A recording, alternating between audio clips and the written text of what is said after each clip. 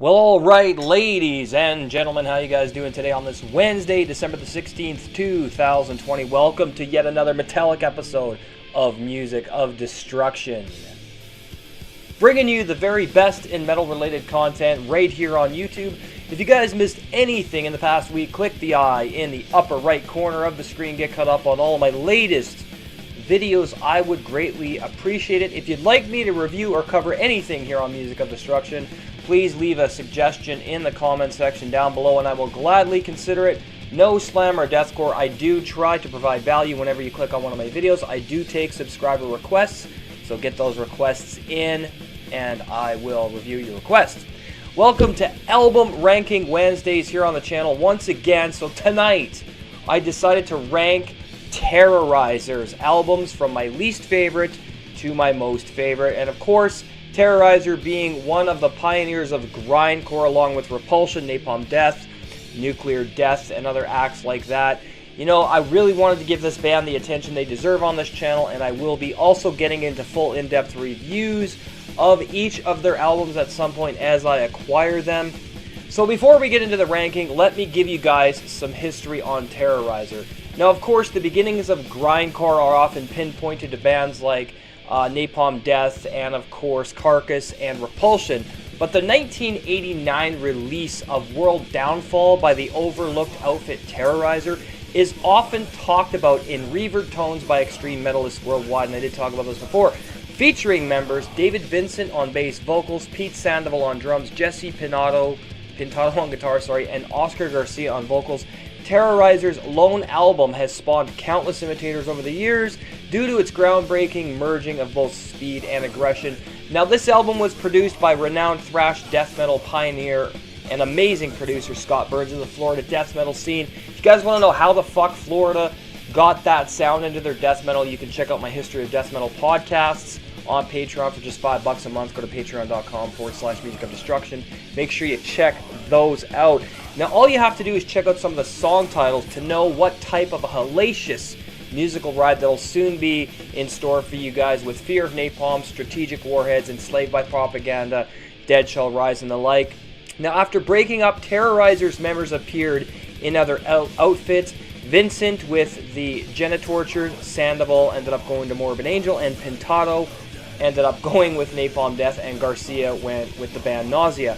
Now, the group released their inaugural album, World Downfall, in 1989. It is seen as one of the classics of early grindcore, and I have to completely agree with that, and that's a fucking masterpiece, and I'm definitely going to be getting that album and doing a full review on the channel.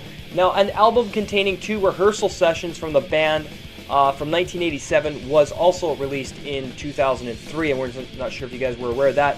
Now, in early of 2005, it was rumored that Terrorizer were to reform of the original lineup. Only Jesse Pintado and Pete Sandoval agreed to be on the long-awaited second studio album, Darker Days Ahead, which was released in August of 2006 on Century Media Records. They recruited Tony Norman of Morbid Angel for guitars and bass, and veteran grind punk metal vocalist Anthony Reshawk. Pintado had been recording and playing shows with Reshawk's band Resistant Culture and asked him if he would join Terrorizer. Great request there, eh? In the weeks of its release, Pintado died due to complications arising from liver failure. A tragic loss. Very tragic loss. Now, in 2009, Terrorizer released a new demo track, Hordes of Zombies, on its MySpace page.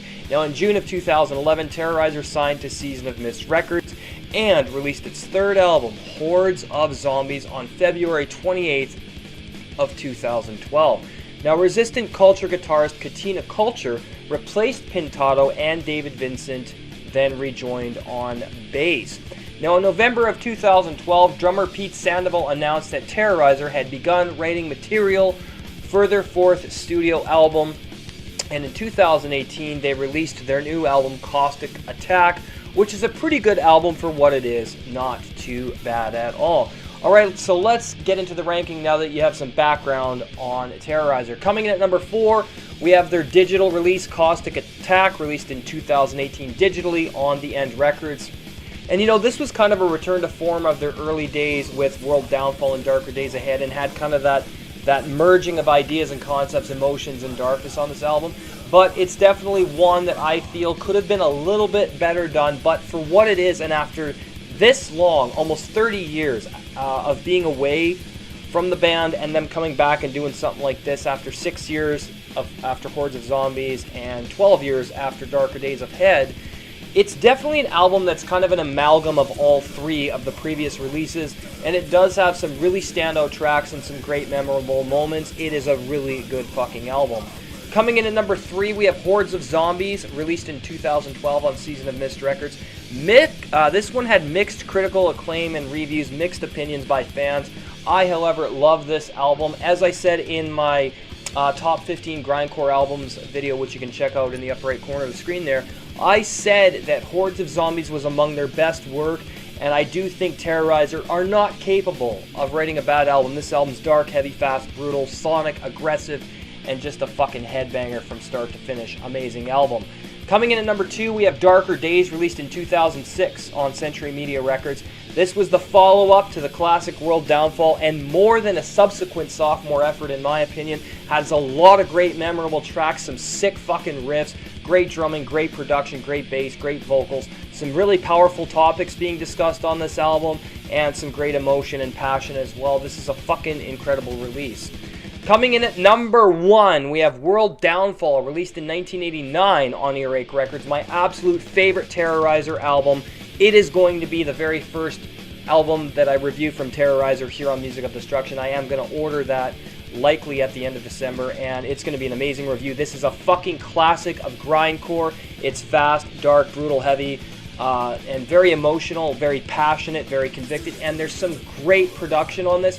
It's raw, putrid, vile, and organic, the way fucking metal should be. World Downfall is a classic in grindcore. If you don't have it and you haven't heard Terrorizer, World Downfall is playing in the background right now. Make sure you guys purchase all of the albums on this list. If you love Terrorizer, you can't go wrong with anything here. As I said, they cannot write a bad album, and this is a fucking legendary grindcore act.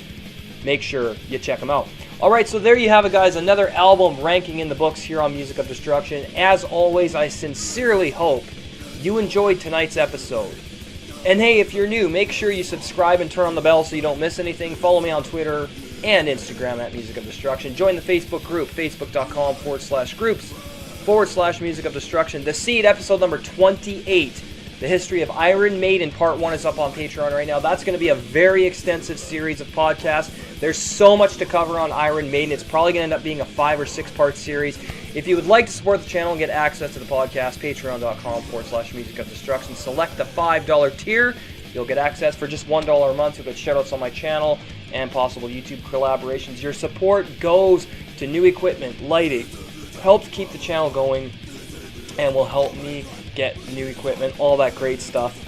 So thank you for your support. Colton, James, and myself working on our very first movie review. As soon as we get all the equipment that we need, we're working on getting some new cameras, some softbox lighting, and a bunch of other cool stuff for the channel. Yeah, movie and game reviews. It's going to be a lot of fun. Let's check out a brand new clip.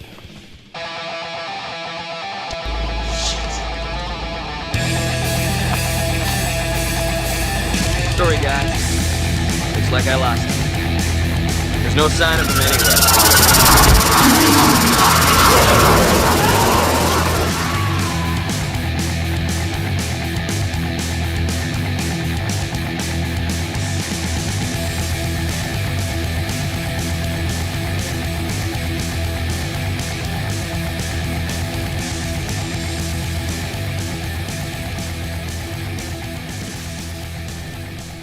And we are back. Thank you guys for watching. Make sure you like and comment and hit that subscribe button. Turn on the bell. Have an awesome night, and we will see you guys for Top 15 Thursdays. Have a great night. Cheers, everyone, and stay fucking metal. Take care.